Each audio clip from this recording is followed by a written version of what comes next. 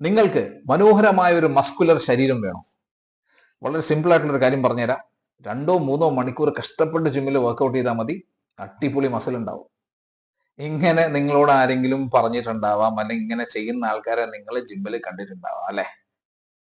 ശരി, ഇങ്ങനെ ചെയ്യുന്നത് കണ്ടിട്ടുണ്ടെങ്കിൽ either they are an athlete, കോമ്പറ്റീഷനൊക്കെ പ്രിപ്പയർ ചെയ്യുന്ന ആൾക്കാരായിരിക്കും, അല്ലെങ്കിൽ ഒരു സ്പോർട്സ് പേഴ്സൺ ആയിരിക്കും, അതും അല്ലെങ്കിൽ ഈ ഫീൽഡിനെ കുറിച്ച് ഒരു ധാരണയില്ലാത്ത ആൾക്കാരായിരിക്കും കേട്ടോ.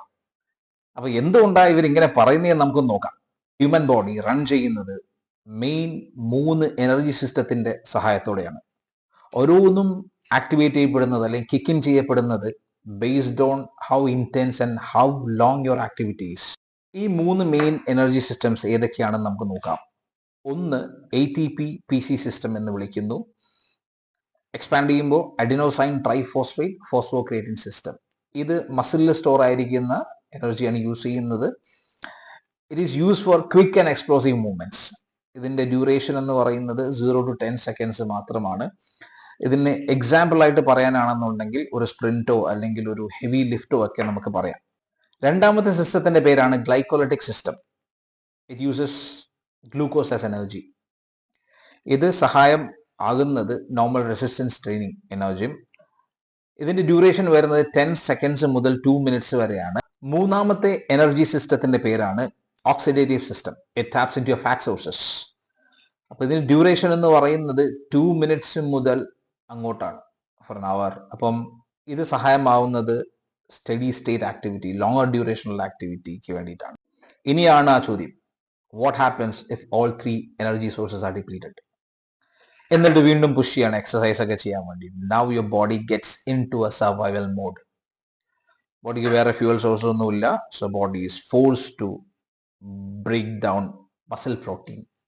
ഈ പ്രോസസ്സിനെ ഗ്ലൂക്കോനിയോജെനസിസ് എന്ന് വിളിക്കും. And this leads to muscle wastage, tiredness, slow recovery. നിങ്ങൾ പൈസയും കൊടുത്ത് ജിമ്മിൽ പോയി എക്സസൈസ് ചെയ്യുന്നത് മസിലിനെ വേസ്റ്റ് ചെയ്യാനാണ് ആണോ? ചിന്തിക്കേണ്ട വിഷയമാണല്ലേ. Now let's look deeper into the consequences.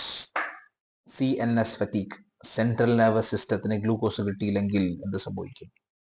Focus നഷ്ടപ്പെടും, കോർഡിനേഷൻ ഉണ്ടാവില്ല, സ്ട്രെങ്ത് ഉണ്ടാവില്ല. നല്ല കാര്യമാണോ അത്?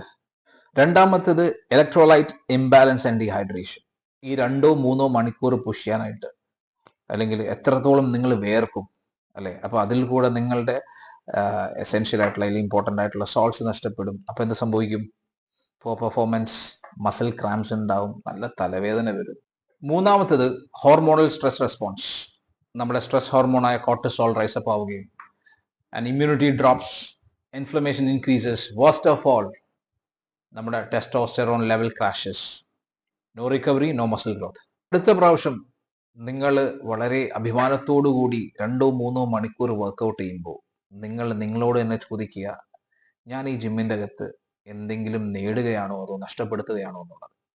ഒരു എഫക്റ്റീവ് വർക്കൗട്ട് എന്ന് പറയുന്നത് ആവശ്യമില്ലാതെ 2-3 മണിക്കൂർ വർക്കൗട്ട് ചെയ്യുന്നതിനല്ല.